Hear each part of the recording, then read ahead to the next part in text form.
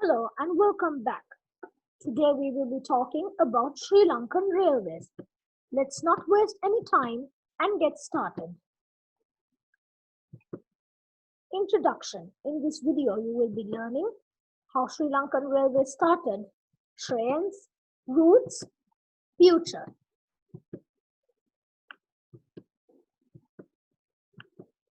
Number 1. How it all started. When the British ruled Sri Lanka, they wanted to transport tea from the central hills to the coast city of Colombo.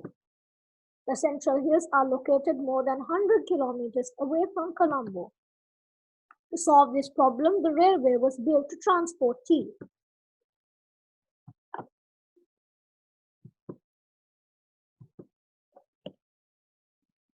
In 1858, the first railway line was built. The test run was from Colombo to Ambepussel, a distance of 54 kilometers. The trial was a success. Extensions were made in the main line in 1867, 1874, 1885, 1894 and 1924, extending it to Kandy, Navalapitiya, Nanoya, Bandarawala and Badulla. Other lines were added to the Ceylon railway system during its first century, including an 1880 line to Matale, the 1895 Coast Railway line, the 1905 Northern Line, the 1914 Mena Line, the 1919 Kalani Valley Line, and the 1926 Putlam Line, and the 1928 railway line to Batiklo and Trincomalee. Number 2. Trains. In the past, all Sri Lankan trains were powered by steam engines.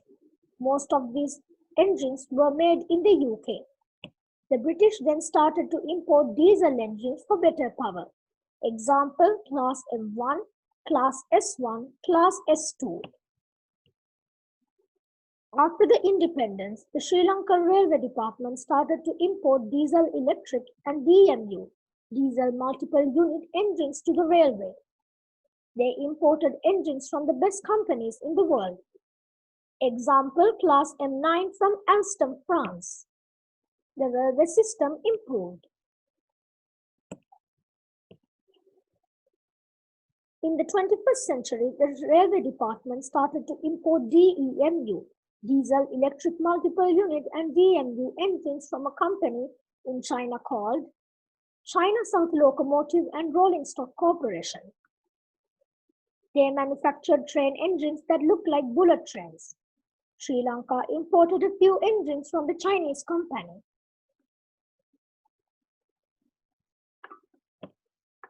Example, S9, S10, S12, S14, S14A. Sri Lanka also imported engines from Indian locomotive companies. Montreal Locomotive Works Class M4, Alstom Class M9, Hitachi M5. In 2004, a M2 locomotive got destroyed due to the tsunami. The locomotive was Class M2A 591 Manitoba. This train is now repaired and back in service. Number 3. Routes. There are 9 main railway routes in Sri Lanka. Most of them were constructed during the British rule. Example, Upcountry Line, Matale Line, Northern Line, Batiklo Line, Trincomalee Line, Putlam Line, Coastal Line up to Matharan, Nana Line and Kalani Valley Line to Opanayaka.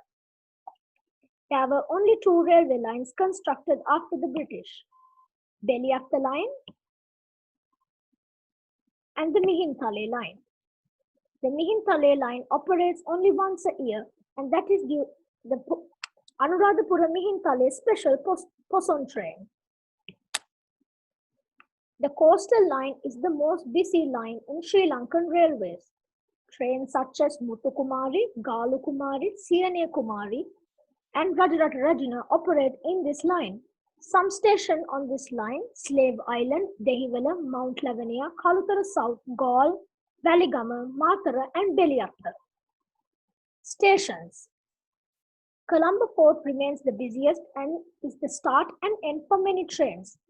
The station has 11 platforms and is the biggest station in Sri Lanka.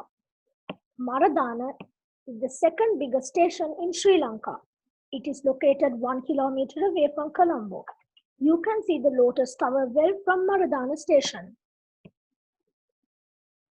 Kandy railway station is the biggest in the central area. It has a total of 5 platforms. The station is not very busy. The Colombo Fort Marthalee Express train passes this station and stops on the first platform. This station is 120 kilometers away from Colombo railway station. Peradeniya Junction. Peradeniya Junction is one of the most famous railway junctions in Sri Lanka. It divides the upcountry railway line and Marthalee railway lines. The railway triangle in Peradeniya makes it even more special. Number 4 and finally, future. Sri Lanka Railways was hoping to construct Colombo Light Rail project, but the project got cancelled due to economic problems. The other future projects for Sri Lankan Railways is Beliatta-Kataragama railway line, importing new coaches from Indonesia and India, renovating all railway coaches. Finally, before I end this video, in present, many of us see other citizens of Sri Lanka damaging trains with actions such as tearing seats of trains, littering trains, scraping paint off trains, and drawing on train coaches. These result with a large cost to Sri Lankan Railways. We should protect our trains for the future. The coaches refurbished by country trailers should be protected for the future. Thank you for watching.